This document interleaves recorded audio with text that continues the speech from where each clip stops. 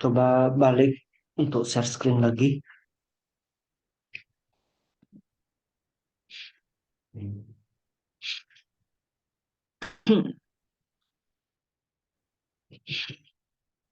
Ya, apa jawabannya? Masalah ROA yang tidak signifikan ke struktur modal. Dikarenakan profitabilitas merupakan kemampuan perusahaan untuk menghasilkan keuntungan dan mengukur tingkat efisiensi operasional dan efisiensi dalam menggunakan harta yang dimilikinya, Pak. Jadi, kalau begitu butuh utang atau tidak? Eh, Butuh, Pak. Tapi dia tidak signifikan itu hasilnya.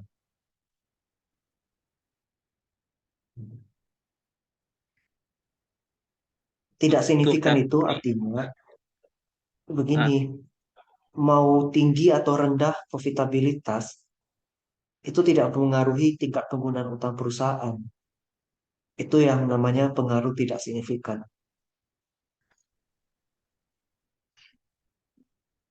Misalnya kita lihat NDTS, dia pengaruhnya ya, positif dan signifikan. Berarti ketika NDTS naik, struktur modal juga akan naik. Ketika NDTS turun, struktur modal akan turun. Dan dia pengaruhnya kuat. Kita lihat size, ya, pengaruhnya negatif dan tidak signifikan. Ketika ukuran perusahaannya semakin besar, berarti struktur modalnya akan menurun kan? Artinya perusahaan besar kurang menggunakan utang, sebaliknya perusahaan kecil akan lebih banyak utang. Itu maksudnya pengaruh negatif. Terbalik dia, X dan Y-nya. Tapi dia tetap tidak signifikan. Lihat P-value-nya 0,517. ya, Berarti mau besar atau mau kecil pun perusahaan nggak ngaruh ke struktur modalnya. Meskipun kalau size-nya besar, struktur modalnya kecil, tapi dia nggak akan berpengaruh kuat.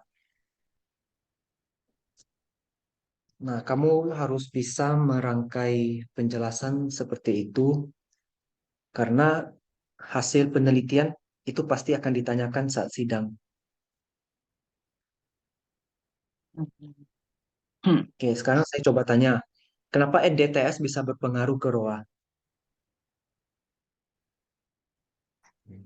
Eh, dikarenakan nilai NDTS, nilai P value dari DTS yang lebih kecil sehingga mempunyai kekuatan secara individual berpengaruh terhadap ROA gitu, Pak. NDTS itu apa dulu? Non debt tax yield. Non-debt tax itu apa? eh, penyusutan penyusutan aset yang digunakan untuk mengurangi pajak penghasilan. Oke, sekarang struktur modal itu apa? Struktur modal itu percampuran antara modal yang berasal dari utang jangka panjang ataupun modal yang dimiliki oleh pemilik perusahaan itu sendiri atau investor. Kurang tepat. Struktur modal itu kalau kamu pakai DER di sini ya, berarti Iya, perbandingan antara seluruh utang perusahaan perbandingan. dengan modal yang dimiliki oleh perusahaan. Oke, kita balik. Kamu sekarang sudah tahu apa itu NDTS, kamu sudah tahu apa itu struktur modal. Dari kedua hal itu kamu kaitkan. Jadi jawabannya tidak kemana-mana. Jadi saya tanyakan lagi, kenapa NDTS bisa berpengaruh ke struktur modal? Nah, kamu kaitkanlah antara penyusutan tadi Jumlah dengan penggunaan utangnya tadi. dikarenakan Kalau gimana? variabel karena variabel NDTS mempunyai pengaruh terhadap pengurangan nilai pajak masukan sehingga mampu menghasilkan eh, menghasilkan struktur DER yang lebih baik bagi perusahaan. Gitu, Pak. Kurang tepat menurut saya. Coba kamu logikakan begini. Non-debt tax sale itu kan perlindungan pajak atau penghematan pajak ya. Iya, Penghematan pajak penghematan yang pajak. tidak menggunakan utang. Kalau semakin kita hemat pajak, berarti uang yang tersedia lebih banyak ya. Iya, lebih besar. Kalau uang lebih banyak, kita nggak perlu terlalu banyak pinjaman dong. Oh ya, tidak perlu banyak utang. Iya, Logikanya, kamu udah dapat logika untuk menjawabnya. dapat sih, Pak. Tapi ya sih, kata-katanya hmm, dikarenakan variabel NDTS memberi efek yang cukup besar terhadap pajak masukan sehingga perusahaan tidak perlu mengambil hutang yang cukup besar untuk menjalankan operasional perusahaannya. Oke lah, kurang lebih bisa begitu. Nah, jadi masing-masing Pak variabel tuh kamu harus cari alasan supaya nanti ketika ditanya kamu bisa jelaskan. Oke, Pak. Berarti hubungannya ke itunya, Pak ya. Ke terhadap struktur modal semua berarti, Pak ya. Iya,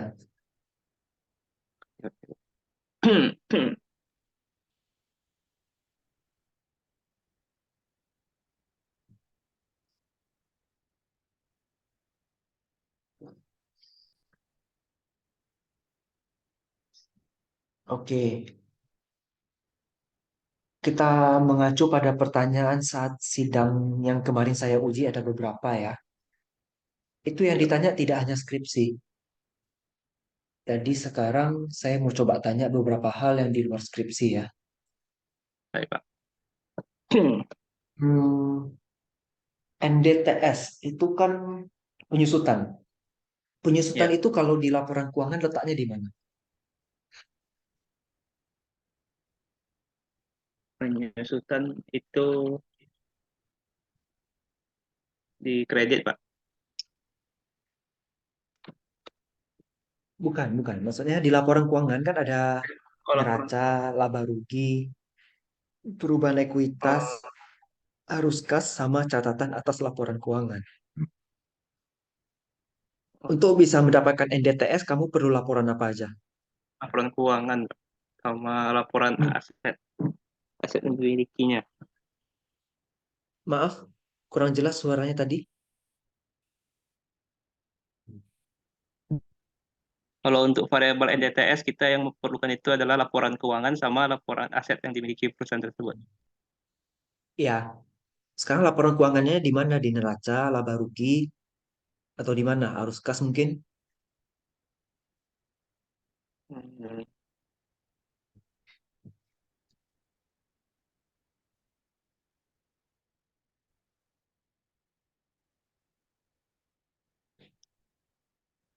di catatan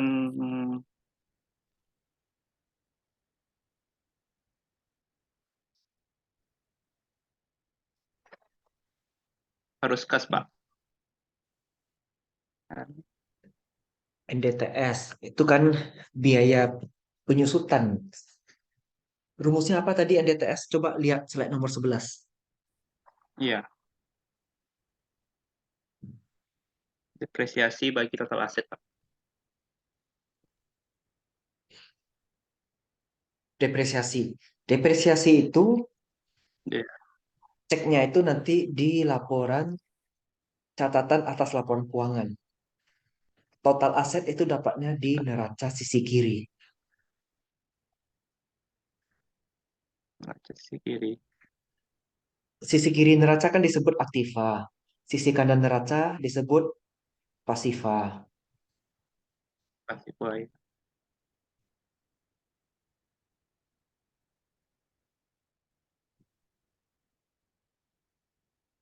Oke, saya mau tanya kalau profitabilitas kamu ambilnya dari mana datanya? Di laporan keuangan, laporan apa? Di laporan keuangan itu di laporan eh,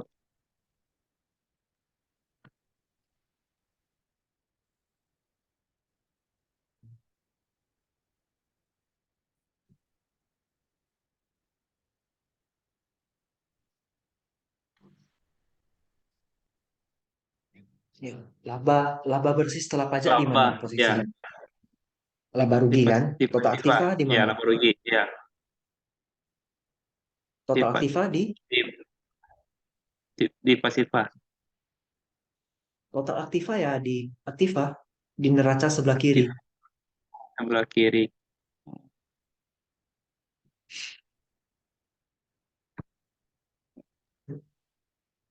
Kamu harus pelajari posisi-posisi yang ada di laporan keuangan ya. Karena kemarin si Ricky kena itu pertanyaannya, Ya, Pak. masalah laporan keuangan. Kayak gitu, kayak gitu, Pak ya. Ya,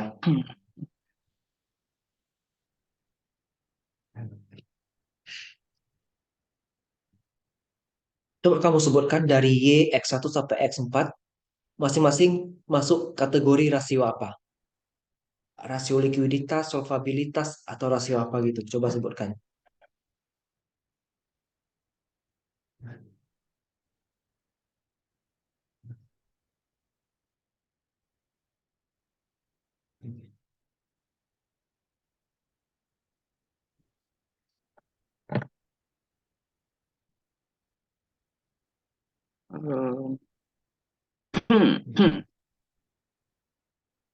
Kalau untuk struktur modal itu di rasio likuiditas, kalau pertumbuhan penjualan di profitabilitas, kalau ukuran perusahaan di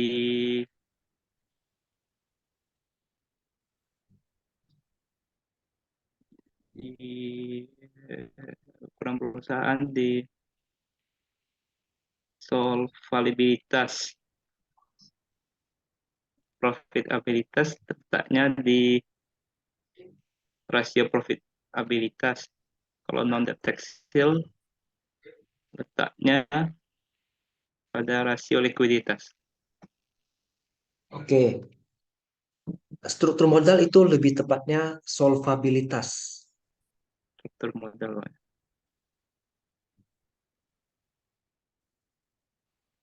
Pertumbuhan penjualan betul.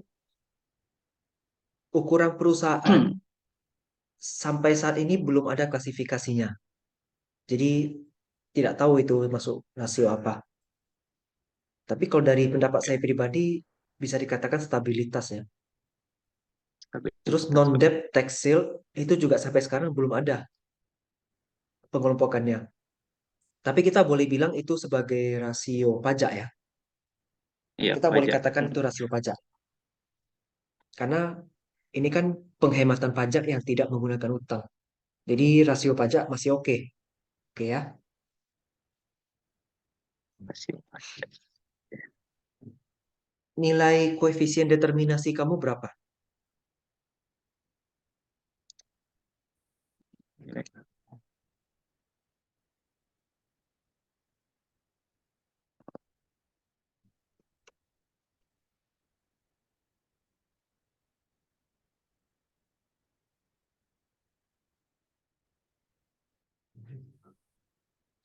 Di slide 11 ya? Slide 13.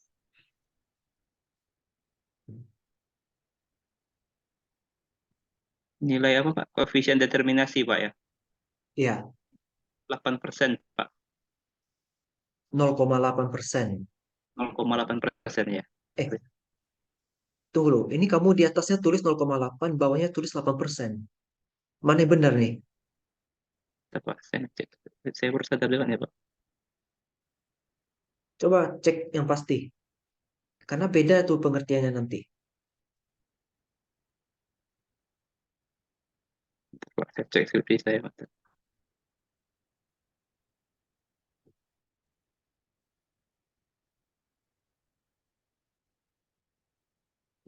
Iya.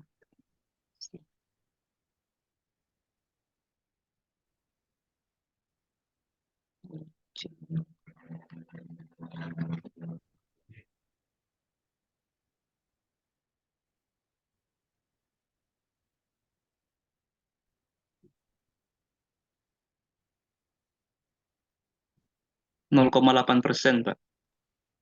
0,8%. Berarti yang kalimat bawah harus Ya, kamu perbaiki ya. ya Pak. Hmm, oke. Dan sisanya berarti 99,2 ya. Ya, sampai 9,2%. Nah, itu kan kecil sekali pengaruhnya, 0,8%. Menurut kamu, 99,2%-nya itu faktor apa yang tidak di yang tidak kamu teliti di sini? Kira-kira apa itu? Faktor yang paling besar pengaruhnya Pak ya. Iya, yang tidak kamu masukkan ke model.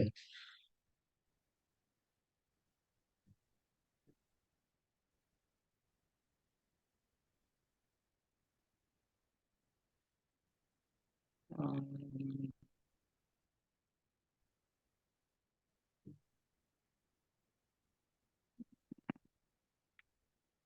Tingkat bunga, manajemen perusahaan, susunan aktiva,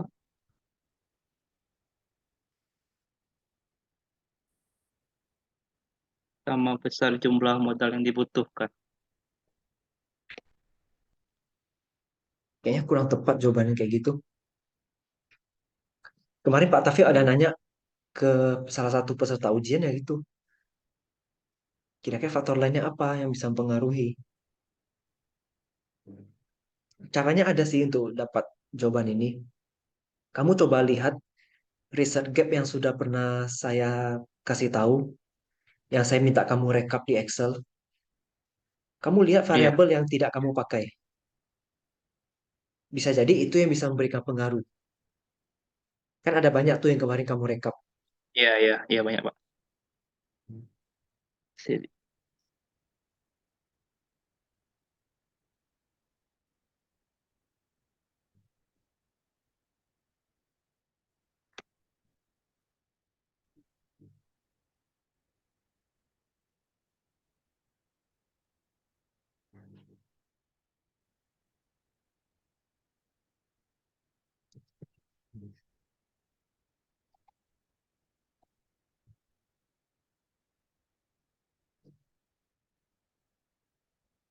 Teknik pengambilan sampel kamu gimana? Eh, Data yang menggunakan wawan- wawancara Pak. Wawancara itu kalau kamu data primer, kamu kan data sekunder. Bentar. Kamu kan merekap dari laporan yang sudah ada.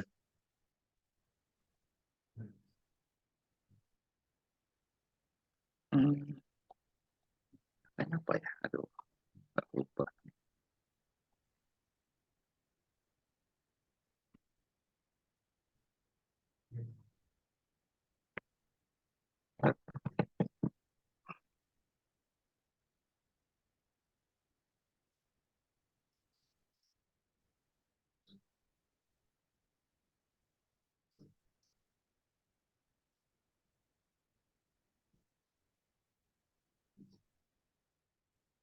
Oh, observ observasi Pak.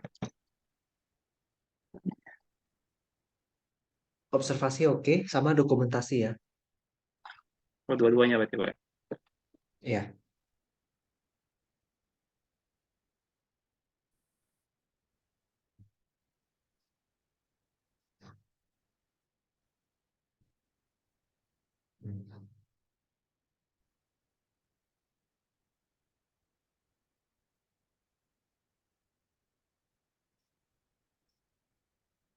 Kamu harus bisa memahami isi dari skripsi kamu.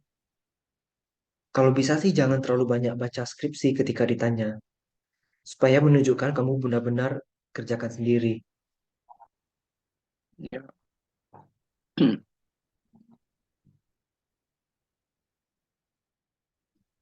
Kemudian hasil penelitian kamu itu sejalan dengan teori apa? Hasil penelitian ini sejalan dengan teori Great order teori, Coba yang jelaskan dimana kenapa ya. dikarenakan varian non deteksial itu pengaruhnya cukup besar sehingga mampu untuk menghasilkan penghematan pajak, sehingga laba laba pajak yang dihasilkan eh, akan lebih kecil, sehingga membantu perusahaan untuk memperoleh pendapatan yang lebih.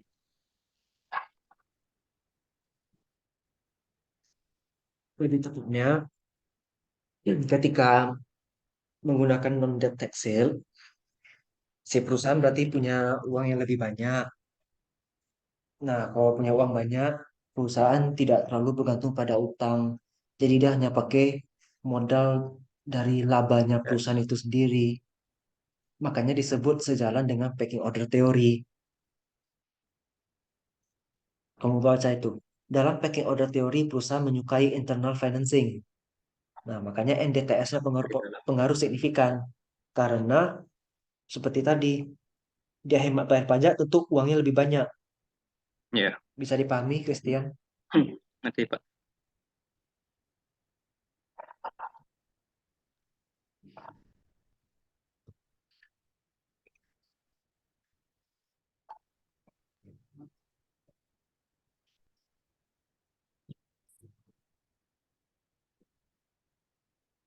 Kemudian apa saran yang paling diutamakan dalam penelitian ini? Saran yang paling diutamakan menurut saya yaitu yang itu menggunakan variabel serta sampel yang lebih besar. Melakukan penelitian sejenis yang menggunakan variabel berbeda serta sampel yang lebih besar. Dikarenakan hasil penelitian ini masih belum mempunyai pengaruh, variabel-variabel yang digunakan pada penelitian ini masih mempunyai nilai yang belum terlalu besar terhadap variabel struktur modal. Oke, lebih tepat lagi kalau kamu jawabnya adalah saran untuk kontribusi. Kontribusi.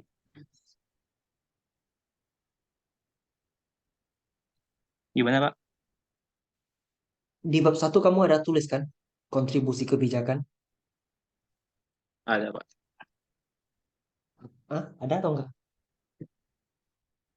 Ada di bab 1.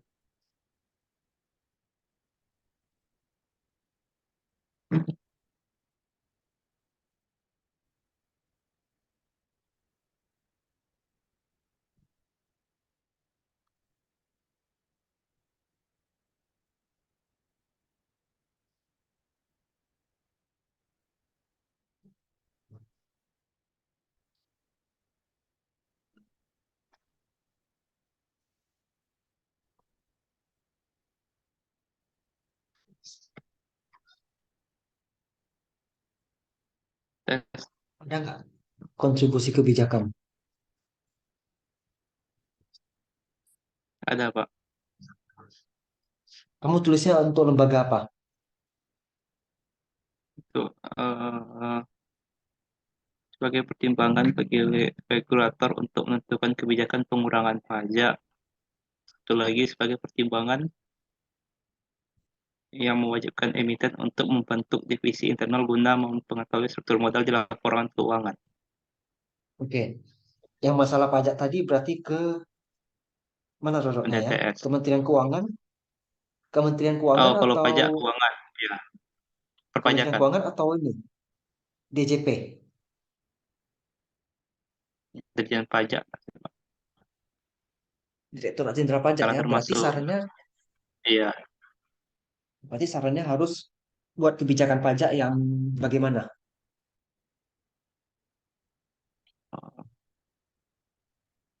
membuat kebijakan pajak yang lebih meringankan bagi perusahaan, sehingga perusahaan tidak perlu menggunakan penyusutan untuk mengurangi pajak masukan mereka tersebut.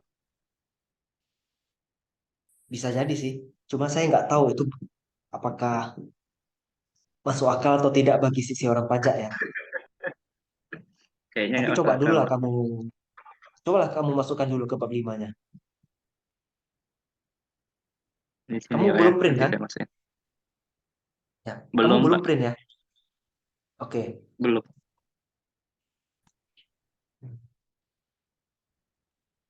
Nanti saya masukin di bawah. Oke. Nanti di bab 5 tambah, di PPT yang bagian saran juga kamu tambah. Oke, Pak.